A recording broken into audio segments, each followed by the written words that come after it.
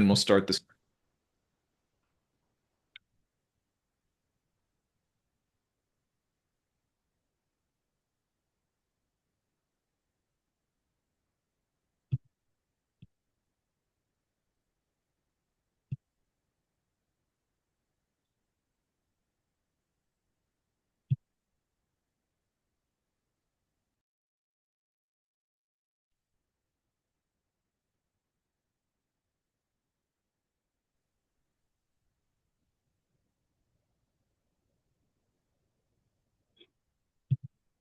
All right. Looks like we are getting ready to stream live on Facebook. Hopefully, we get this thing worked out to where it does that. But I want to welcome everybody to my first ever Ask Me Anything session. And I know some people have submitted questions ahead of time because the middle of the workday is kind of a hard time to get people to come to an event like this, but we're open to suggestions. We want to do this again. And so let us know what time works best for everybody, and we'll make those adjustments. But while we're getting started and waiting for more people to join, I wanted to tell you a little bit about who I am and what I do and how we ended up here today. So today I'm a professional speaker, a coach, and a communication consultant for organizations all across the country. But how did we get here? Well, I spent 20 years in law enforcement as a hostage negotiator, as a media relations officer, teaching classes in the schools, teaching our Citizens Police Academy, doing a lot of communication type things.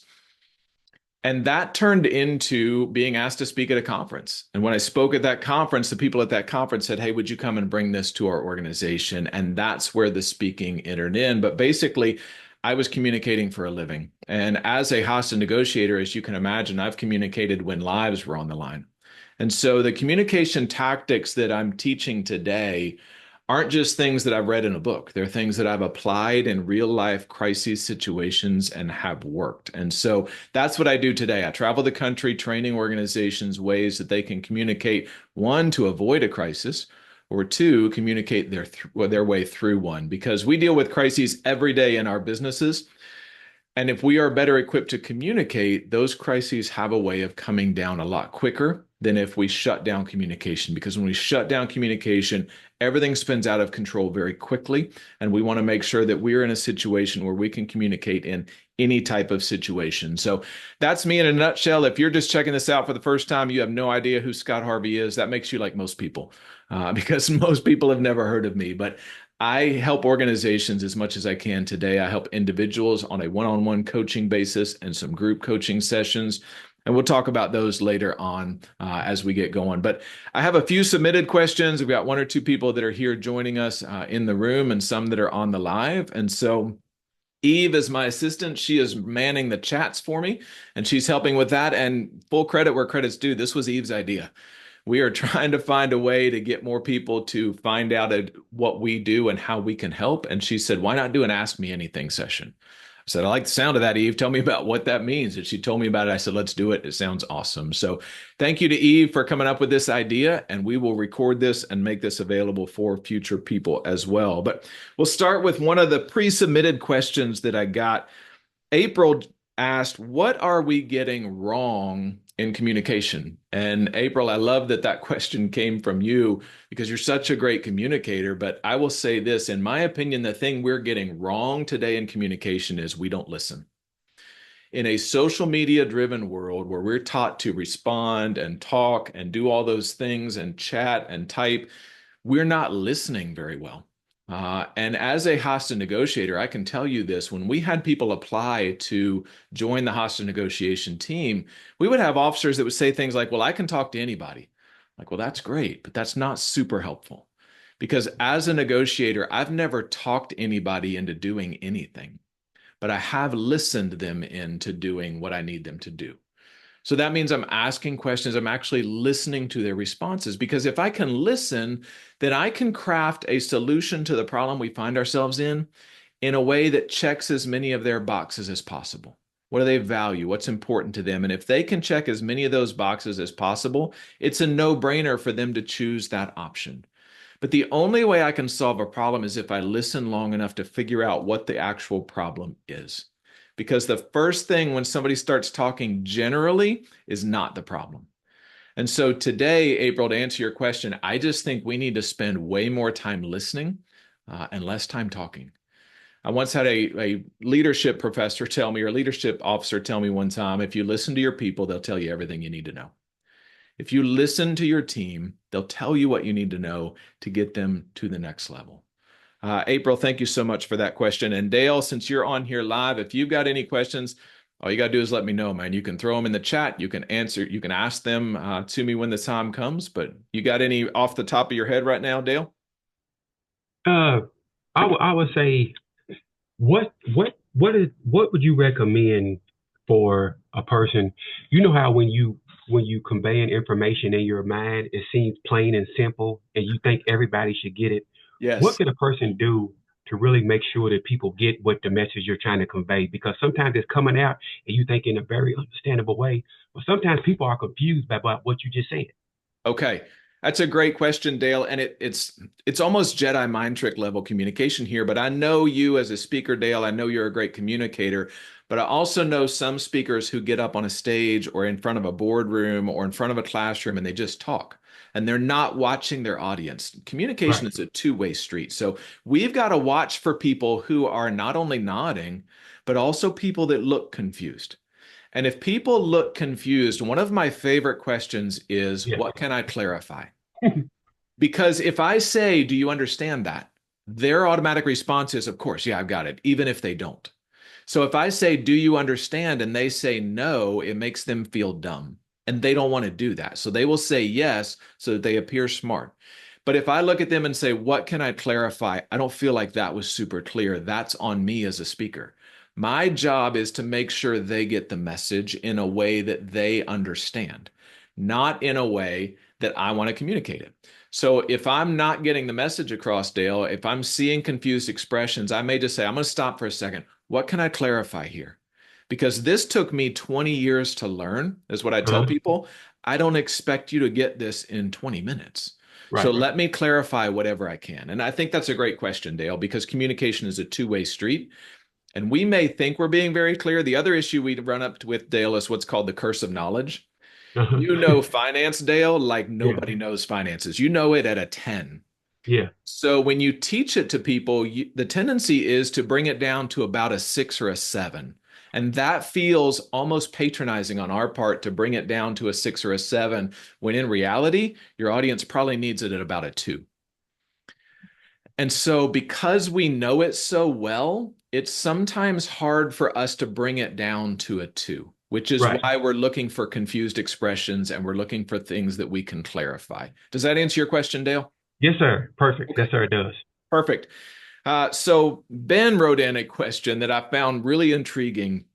Ben said, I have family members who are neurodivergent, and we all do. They're either on the spectrum or they have some things that make them a neurodivergent person. And he said, they tend to put walls up when I raise an issue, even simple things like, can you pick this up or put that away? I try not to do it too much, but then it's easy to get resentful going around dealing with things on my own. So I'm wondering, are there any tips on how to approach difficult conversations, big or small, so the other person doesn't feel criticized? And Ben, I love your heart on this question. You want to communicate things in a way that people can receive them and they're not going to be offended by them. And the best thing I've ever learned for this tactic is what's called an I message. So I could easily look at my kids when they still lived here. They're grown and gone now, but when they looked at here, when they lived here, I could look at them and say, I need you to clean your room, or I need you to take the trash out, or you need to take the trash out. But the problem with that approach, Ben, when you start a statement with the word you, if somebody walks up to you, Ben, and says you, before they say the second word, you're planning your argument, because the word you puts you on the defensive and makes you feel the need to defend yourself. And my youngest daughter is the most headstrong person I've ever met in my life. And I've told her in a calm situation after an argument, like, you crack me up because you will dig in and stay dug in even after you realize you're wrong. And she'll laugh. She's like, yeah, I do that. I'm pretty stubborn. But to keep them from getting defensive, you start the statement with I. I think or I feel. So here's an example. I feel frustrated when you don't take the trash out because that's something that you're supposed to do. That's really hard to argue with because all I'm saying is I feel frustrated or I feel hurt when you speak to me that way. Not, you need to clean up your tone or you need to watch your tone, young lady, which is what we tend to do as parents. But we're saying things like I think or I feel. I messages are hard to argue with because what are they going to say? Well, you shouldn't feel hurt. Okay, but I do. And the best way to deal with my hurt or my frustration is for you to do what I need you to do. So I would recommend, Ben, in this situation, that you start with I statements. Start with I think or I feel, and then fill in the rest after that. See if they don't receive it differently. Or, Ben, talk to them like I did my youngest daughter at a time that has nothing to do with this. Laugh about it, make it a joke, and say, you know what? This is what I see you doing sometimes. What do you need from me when you start doing that? Because a lot of times, especially these neurodivergent people that we know in our family, like they know how they are. They know better than we are how they are. But the emotions of the situation make it hard for them to grasp that it's going on at that time. So asking them later during a quiet time, what's the best way for me to talk to you when you're like this? You might find that they'll help you help them in the future. April says, what is the most effective thing or tool in communication? And April, I will tell you, and I've talked to you about this before, but this is what I keep coming back to. It's the teeter-totter.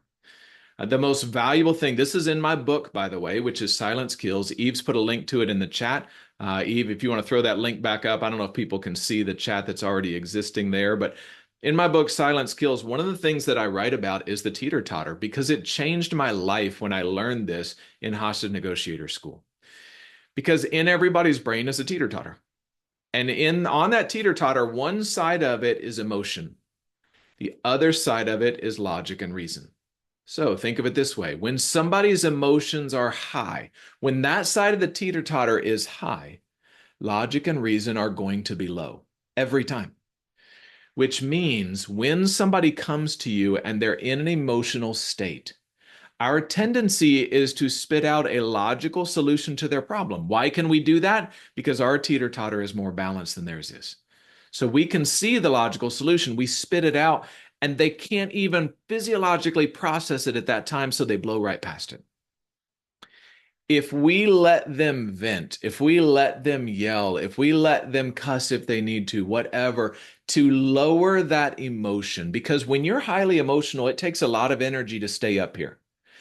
And if there's nothing feeding that energy, your brain will start lowering the emotion. And when the emotions start coming down, logic and reason start to re-enter the equation.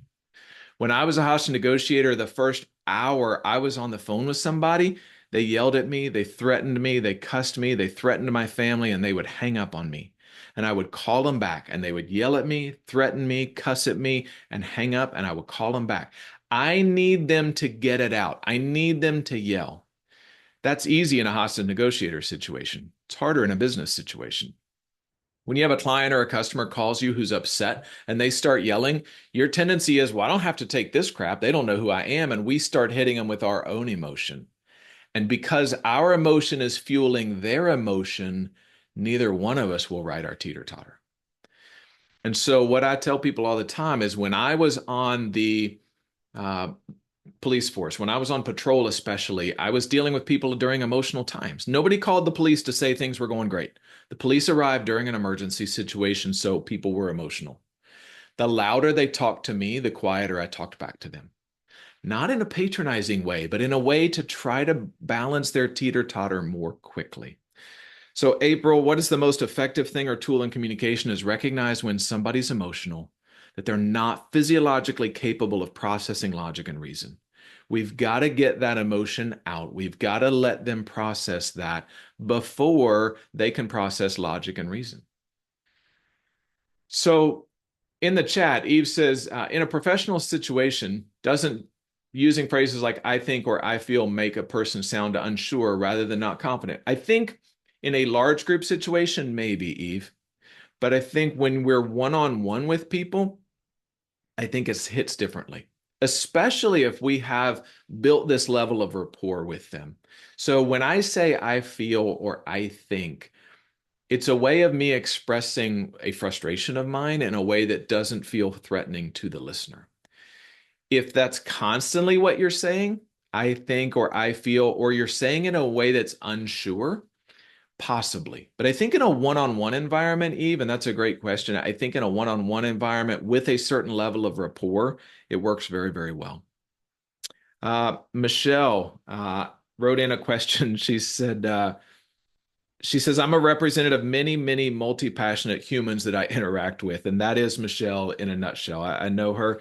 And she says, how do we effectively tell our story when we have multiple roles or passions? Should we only present one thing at a time to prevent confusion? Or is there a skillful way to tell our story briefly to incorporate all of our multiple passions? Michelle, you're probably not going to love my answer, but I will say this. I think we shouldn't really edit our story. I'm a huge fan of story, as some of you all know. I hosted my own event. Dale attended that event called Story Distiller because I know we've used story to teach since before there was written word. Before there was anything written in a book, people sat around campfires and they told stories, and that's how culture was passed down. That's how I knew my place in the tribe. That's how I knew what was expected of me. Those stories called me up to be a better version of myself, and stories still hit in a very primal place for us. So, Michelle, I would recommend that you tell your story the best way you can, but make sure we're telling our story in a way that people can see themselves in our story. Because our story is only helpful in as much as people can see themselves in it. So when I tell my story, I tell it in a way that people can see their communication frustrations and the fact that people aren't actually listening to them. And then they start to think of the teeter-totter and they start to change how they communicate because of this story that I shared. So, Michelle, I would say to you, your story is awesome, and I wouldn't edit it for the listeners. Now, that doesn't mean we need a 20-minute story because people won't pay attention that long. But as somebody's talking to you and you've asked a lot of open-ended questions, Michelle, and you've gotten to the root of their problem, once you've established a level of rapport, that's the time where you can share your story and say, you know what? I see a lot of myself in you because I was very frustrated. I was aggravated when those things were happening with me. And here's what I did. And then you kind of tell your story. And then I always follow those sessions up with, do you think that would work for you? Because maybe it won't. They're not us. And maybe our solution wouldn't work for them. And if they say no, you say, then how can I best help you? How can I help is one of my favorite questions in any situation, because that gets the person to steer us more towards the root of the problem. We sometimes, in our way of not listening, we start to latch onto the first couple things they say, and we start to solve that problem. And that's not actually the problem. And if we will drill down to the root of the problem, Michelle, then we can share our story in a way that they see a solution for them because it worked for us. But what a great question, Michelle. I don't think we need to play down our passions. We just need to highlight the passions in a way that help people at that moment in time. April says, what do you see people doing on social media that drives you crazy? Oh, April, how much time do we have? And I will say, I don't always get this right, but there are things that make me insane. Number one in my list of social media grievances is LinkedIn. As soon as I accept a connection, and I accept all of them, most of them I know I've got about 30 seconds before that message hits my DMs. And in the DMs, they're trying to sell me something. 30 seconds after we connected. Like they didn't tell me anything about them, or they want to schedule a sales call. Hey, so glad we're connected. Love what you're doing. Let's get on the phone and I've got this product I think would help you. Listen, I don't even know you at that point. Like you've just basically asked me to marry you on the first date. So don't do that. If you do that to me in my DMs on LinkedIn, I disconnect from you very, very quickly because you're just not my person. So, being LinkedIn is kind of a place where we do business. How do we do business on LinkedIn? We engage in conversations and we give.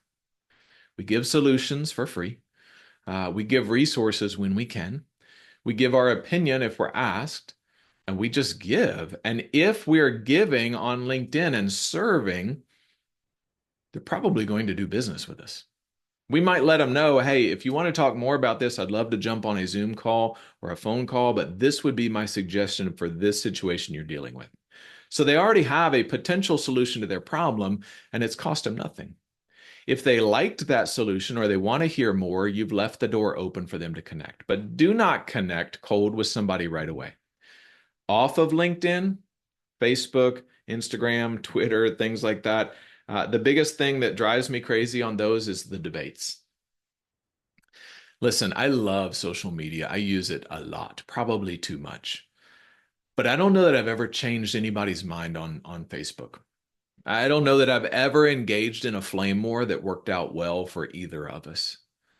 I will tell you what has changed my mind and changed other people's mind is when we disagree on Facebook and we set up a time to have a coffee or set up a time to be on Zoom together if we don't live close to each other. Because if you can get in the same room, do it. There's a magic with breathing the same air because from a communication standpoint, you need to understand when we're communicating, 7% of our message is in our words. The other 93% is in our tone and our nonverbals. So when you are on Facebook, you're getting 7% of their meaning. When you're sitting across from each other, sharing a coffee or a meal or whatever, you're getting 100%. And it's more obvious when you're saying things you shouldn't, when you're unintentionally offending. And so I recommend people get in the same room with each other, but don't engage in the debate. You post something that people disagree with, that's fine. I'm actually value the people on my Facebook feed who disagree with me because sometimes they do challenge me because newsflash, I could be wrong. Right? I formed an opinion, but that opinion could be wrong.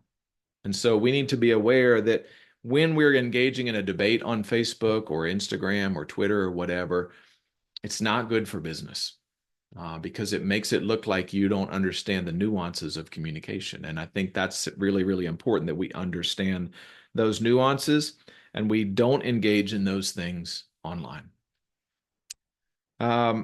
Dale, any other questions for you, sir, since you've joined us in the Yeah, house?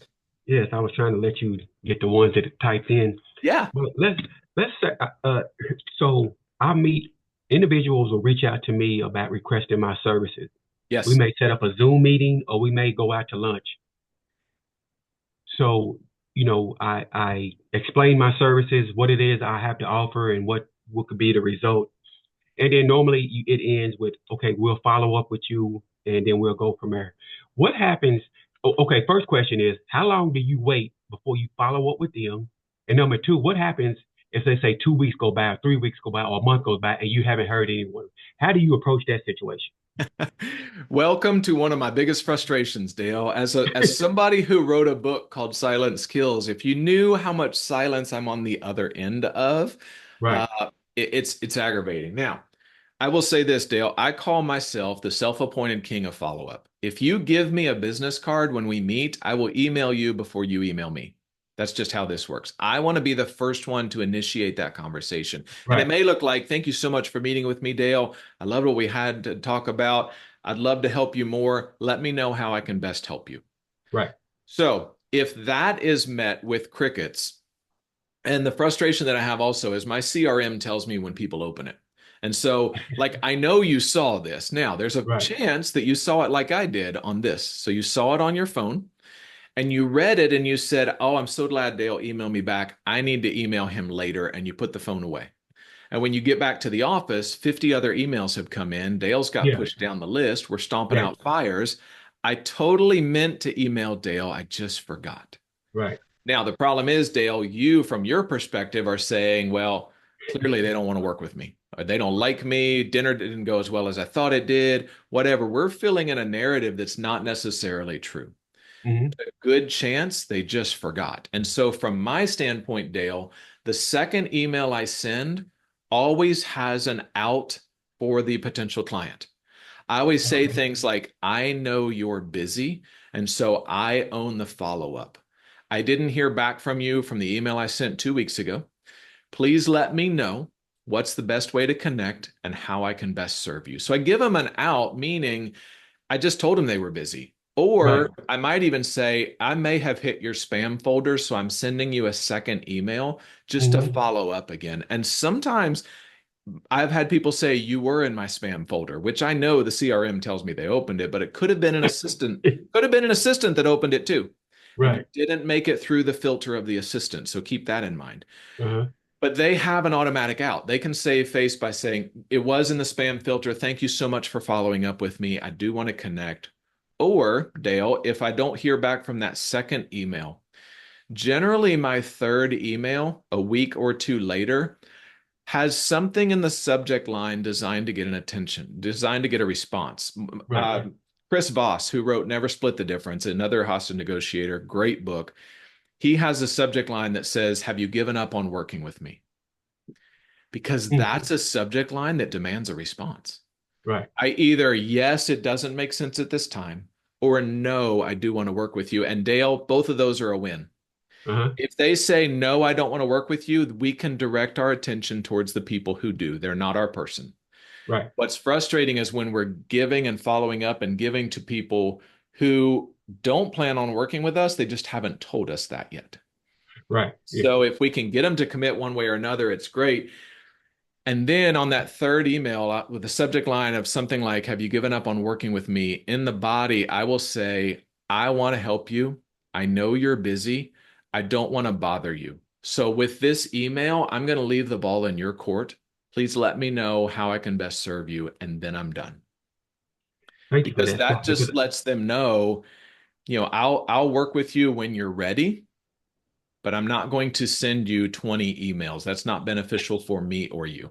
Does that answer your it, question, Dale? yes, it did. And because you meet with individuals and they may or may not want to tell you if they want to work with you or not. And then, like you said, you create these stories in your head about why they're not responding. And Yes. was it some? If you were, if they were happy to meet with me, but what? Sometimes in my situation, I think, okay, well, what happened in that meeting to where now they don't want to follow, they don't want to continue with me? What did I say or what did I do? Kind Yeah. of sometimes is where I go to. Yeah. Yeah. And Dale, real live example, I sent one of my books to a potential client a couple months ago, and he said he's looking forward to reading it. I sent it to him for free, my gift to him. And then I just haven't heard back from him. He's super busy, covers the whole country with his job. So I know the man Right. is busy. I found out from a mutual connection he hadn't read the book yet. Yeah. And I know that's why he's not emailed me back because he feels like he should have had time to read the book. I don't care if you read it or not. Right. I want to answer your questions. I want to serve you, but I think he's not emailed me back because there's a shame in saying, that book you sent me for free all the way across the country, I haven't had a chance to open. Right. Yeah. And Yeah. so sometimes those things are at play here that I don't want to admit that I just don't even have the time to enjoy the free gift you sent me. So, Dale, we do ourselves a disservice when we assume motivation, when Yeah. we assume they've not gotten back to us because of this, when it actually could be this. And so Yeah. giving them an out, giving them a way to save face, and also on that third email, that's the end of it so that we can Yeah. just move on and work from there. Okay. Thank Uh, you, Scott. Sure. A couple of questions in the chat. Eve says, "What's the best way to improve listening skills? How do I practice active listening in daily interactions?" Man, this is like a superpower, Eve. This is something that is super hard to do because we live in a world that doesn't value listening. We live in a world that wants you to speak your truth, which is a pet peeve of mine. It's not your truth, it's your opinion. And you are 100% entitled to your opinion. But when I'm told it's my truth, then anything that speaks against my truth is a personal attack and then therefore wrong because my truth is the absolute. So, my opinion, yes, share your opinion. How do we practice active listening skills in daily interactions? We ask good questions. If you are getting bad answers, there's a really good chance you're asking bad questions. And so we've got to minimize distractions. We've got to make eye contact as much as we can. We've got to ask good questions and then ask the follow-up questions. Now, be careful with this in the business setting because one of the best follow-up questions is why. When you ask somebody why they said that, that's a great follow-up question, but it can cut both ways because it feels like an attack. When somebody offers a solution in a meeting and you say, "Why'd you say that?" They feel the need to kind of defend themselves and back up, and they'll get their defenses up. So what I do is I tell people, I like that answer a lot. Tell me why you said that. You validate the answer and then you ask them for why. Because when you ask them for why, Eve, you're kicking them up into a higher level of thinking. You're getting back to the problem and not just the symptoms. But you've got to validate that answer first. So you're asking good questions, you're actually listening to the responses, and then you're asking good follow up questions. How can I become a more confident speaker? Repetitions. You've just got to do this more and more. Anybody that wants to speak, whether it's for a living or they want to lead a better meeting or they want to teach their kids better, whatever, I highly recommend things like the Rotary Club, Kiwanis Club. These local meetings happen every week, and every week they're looking for a 10 to 15-minute speaker. This is a great place to go for free. A lot of times they'll feed you a meal, which is great, but you go for free and you get the reps in. And you tell the story or you tell the tactic, one thing, and you get confident in saying that because now you've said it more than once. So repetition is how you become a more confident speaker. Research, those who do the research can speak more confidently in something. I love when somebody asks me to speak on something I haven't spoken before because then I get to learn about it. And by the learning about it, I become more confident in it because I've done the work. But also some of my presentations, Eve, and you know this having worked with me, I've done them 1,000 times or more. They get better every time because I find what works and what doesn't. And I know this presentation is going to kill at your corporation because it killed at the last one. And the one before that, it was not quite as good, but it got better last time. It's going to even be better this time. So confidence comes with repetition and with knowing your subject. How can I give and receive constructive criticism without conflict? So I'm a big believer in we get what we look for. And so if I'm going to go and have a discussion with somebody, that happens differently than if I'm going to go and have an argument. I heard somebody say one time, I have good and bad news for you. Which one do you want first? And the other person said, why don't you just tell me the news and you let me decide what's good and bad? Because if I'm giving constructive feedback to somebody on my team, that's actually the most loving thing I can do. The alternative is to let them go on doing something that is not okay until we end up exiting them from the company because they're not getting with the program. The most loving thing I can do is give them constructive criticism. And I pull them in individually. I don't criticize in public. I praise in public. I critique in private. So I bring them in. I say, we just need to have a discussion. I love what you're doing. I want you to be successful at this organization. I'm your number one fan. But in order to get you to where we need you to go, I need to talk about these certain things. See, I told them I'm a fan. I told them I want them to be the best they can possibly be. In order to do that, we've got to clean up these things. So they know I'm on their side. And then when that meeting is done, I say, what can I clarify? What questions do you have? Listen, if you need anything from me, come back and talk to me. I want you to be successful here. So we start the meeting with that. We work on what needs to be improved. And then we end the meeting with, I'm here for you. Because if they're on my team, Eve, I'm responsible for their output. If they're not getting with the program, that's not on them, that's on me. And if I have given constructive criticism several times and they're still not getting with the program, then we might be at a point where the most loving thing I can do is set them free to be successful someplace else, also known as firing. I don't like that term because honestly, if I have coached them and they're not taking that coaching, then they're not going to be successful at this company. And I'm doing them a disservice by allowing them to continue to collect a paycheck at a place where they're just not going to be successful. So by setting them free, they can go find another organization that does fit with their passions and they will work harder at it and then they'll be successful. How can I make my communication more customer centric? I think we're all customers of something. And I think we need to realize that customers don't want to hear us typing on our keyboard while we're saying things like, I'm so sorry you're having this problem, because that feels robotic and that feels like you're reading a script. I'm a huge Apple fan, and anytime I have an issue with an Apple product, I almost look forward to calling Apple customer support. Because one, they pick up almost immediately or they call back immediately. You leave a message, they call back almost immediately. And they say things like, when you describe the problem, they say things like, wow, that sucks and it should not do that. And they'll laugh. And they're like, we're going to fix it today. Like they don't say, I'm so sorry you're experiencing this, Mr. Harvey, as they read in a robotic voice. They'll laugh, they'll make a joke, and they'll admit, hey, our product should not be doing that. Because what we need to understand from a customer centric standpoint is something called the service recovery paradox. And that is the fact that if I'm a customer of your service or your product, I don't expect it to be perfect. I just expect you to be responsive when there's a problem. So when I contact you and say, hey, I'm having a problem with this, if you're responsive and help me solve that problem, I'll be a customer for life. If we have a problem and you fix it and you're responsive and you connect on a human level, even if somebody comes in cheaper, I'm not going with them because you're my person, because we now have this relationship where you helped me solve a problem that another company would have not cared about. So to be customer centric, we have to think of it as a customer and we have to say, what would I want done for me if I was experiencing the problem that this customer was having? Hope that answers the question. Eve, anything else from you, Dale, before we start wrapping up? No, sir. Great feedback from other people's questions, and you've answered both of mine, so I'm good to go. Good. I appreciate you being here. Well, before we sign off, I want to let people know that, this is what I do. This is the first Ask Me Anything session, but what I do with organizations is exactly what we just did.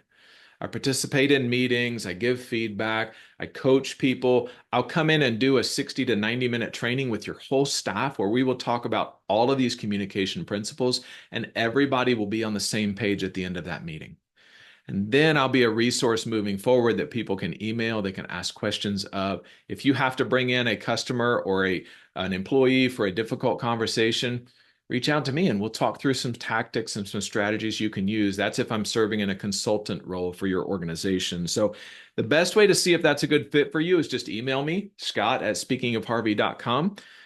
Or if you want to see if you're a good fit for the coaching that I offer, I do offer one-on-one coaching that's communication focused, and I do facilitate a group mastermind once a week where we meet on Zoom. All of my coaching is done on Zoom unless you live close by. We can probably work it out to where you can meet with me in person. But if you want to schedule a call to see if you're a good fit for the coaching, same place, scott@speakingofharvey.com.